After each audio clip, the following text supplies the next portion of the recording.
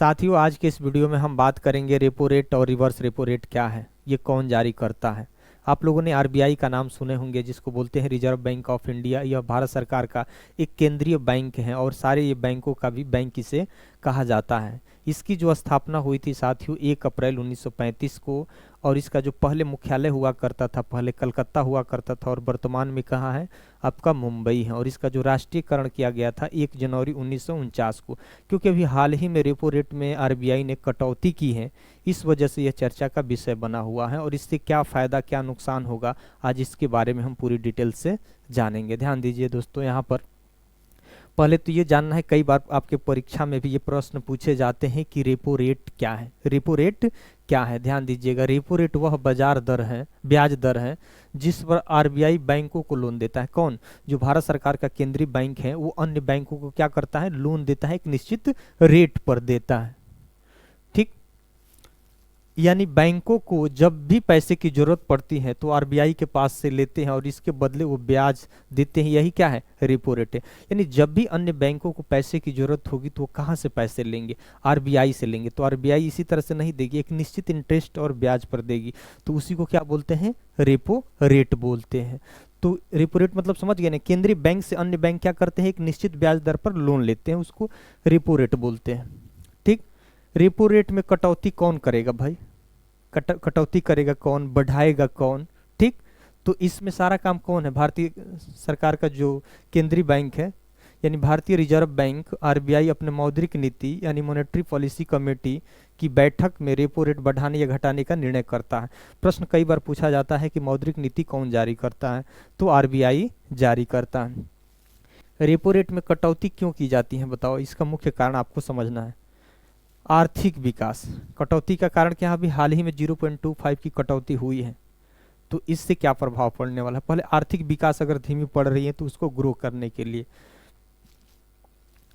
जब अर्थव्यवस्था धीमी हो जाती है, लोग खर्च नहीं कर पाते। लोग खर्च कैसे करेंगे भाई, जब उनके पास पैसा रहेगा तभी तो खर्च करेंगे, तो खर्च नहीं कर पाते हैं। तो ब्याज दरों में क्या की जाती है, कटौती की जाती है भाई, कि आप अधिक से अधिक क्या करो, लोन लो, आपकी परचेजिंग पावर को क्या करने के लिए, बढ़ाने के लिए। ठीक, उद्योग सुस्त पड़ जाते हैं, तब आरबीआई रेपो रेट को क्या करता है, घटाता है, ताकि सस्ते लोन मिले और ब्याज में पैसा बढ़े। यानी जब आपको, देखिए ध्यान दीजिएगा, अगर कहा जाए कि आपको कोई 10 रुपया सैकड़ा अगर ब्याज पर लोन देता है तो आप लेने से हिचकिचाएंगे, कहेंगे यार बहुत इसका ब्याज हो जाएगा, हम भले किसी तरह से काम चला लेते हैं। लेकिन वही कहे कि लोग 1% पर ब्याज ले लो, कहोगे यार लो, पैसे आएगा। जब आपके पास पैसे आएंगे तो क्या करेंगे, अपनी आवश्यकता की चीज़ भी खरीदेंगे। तो जो उद्योग सुस्त पड़े हैं उसको क्या करेंगे, आप थोड़ी सी उसमें तेजी लाएंगे।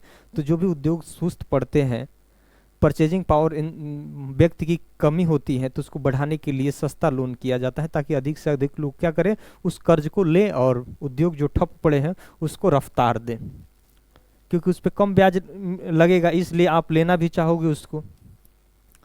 महंगाई कम होने पर, अब देखिए, अब भारत सरकार को लग रहा है कि नहीं महंगाई कंट्रोल में है, इसमें ब्याज दर में कटौती होना चाहिए। देखिए, जब आपके पास पैसे अधिक रहेंगे तो आप ही महंगाई बढ़ाएंगे। तो भारत सरकार को लग रहा है कि महंगाई ठीक ठाक है, स्थिर है, स्टेबल है, इस पर क्या करना चाहिए, रेपो रेट को कम करना चाहिए, ताकि लोग अधिक से अधिक कर्जा ले, पैसा ले। ठीक, अब अगर महंगाई आवश्यकता से अधिक बढ़ जाएगी तो समझ लीजिएगा कि यह नीति फेल हो जाएगा। तो सरकार को ये लग रहा है, आरबीआई को लग रहा है कि महंगाई कंट्रोल में है, लोगों के पैसा पास अधिक से अधिक दो कम ब्याज पर, ताकि वो उद्योग पड़े, सुस्त उद्योग पड़े, उसको क्या कर दे, वो रफ्तार करें, रफ्तार दे दे। अगर महंगाई इन्फ्लेशन कंट्रोल में है और सरकार को लगता है कि अब व्यवसाय को बढ़ावा देना चाहिए, तो रेपो रेट की कमी की जाती है। आरबीआई क्या करती है, महंगाई को लगता है कि आरबीआई को लगता है कि महंगाई कंट्रोल में है, तो ब्याज दरों में कटौती करती हैं, ताकि क्या करे, व्यवसाय को बढ़ावा मिले। इससे क्या होगा भाई, रोजगार बढ़ेंगे, लोगों के पास जब पैसे आएंगे तो निश्चित है रोजगार बढ़ेंगे, अपना उद्योग धंधा कुछ भी करेंगे अपने जीने के लिए। निवेश भी आसान होगा, कुछ पैसे लेंगे बैंक से, उसको अदर जगह निवेश करेंगे तो उनको रोजगार भी मिलेगा, उससे उनका एक इनकम का जरिया भी हो जाएगा। सस्ता लोन मिलेगा तो ज़्यादा बिजनेस शुरू करेंगे लोग और ज़्यादा रोजगार मिलेगा। यानी लोन मिलेगा तो आप बिजनेस में लगाओगे, लोगों को भी रोजगार दोगे। रेपो रेट में कटौती के क्या फ़ायदे हैं, समझ लीजिए क्या फ़ायदा है। बैंक सस्ते लोन देंगे, पहली बात है बैंक सस्ते लोन देंगे, होम लोन लेना हो, कार लोन लेना हो, बिजनेस लोन लेना हो, सस्ते हो जाते हैं। ईएमआई भी आपका कम हो जाता है, किसी चीज़ का अगर किस्त चलता है ईएमआई तो भी क्या हो जाता है, कुछ कम हो जाता है। दूसरी बात, उद्योगों को क्या फ़ायदा होगा भाई, इंडस्ट्रियल लोन भी मिलेंगे ना, लोन तो सबको मिलेंगे, तो भाई इंडस्ट्रियल लोन भी लोगों को मिलेंगे तो ये लोग भी क्या करेंगे, इन्वेस्ट करेंगे तो कारखाने चलाना क्या हो जाएगा, आसान हो जाएगा, और उसमें उत्पादन भी की बढ़ोतरी हो जाएगी। जब इनके पास पैसे रहेंगे तभी ये सारी चीज़ें होने वाली हैं।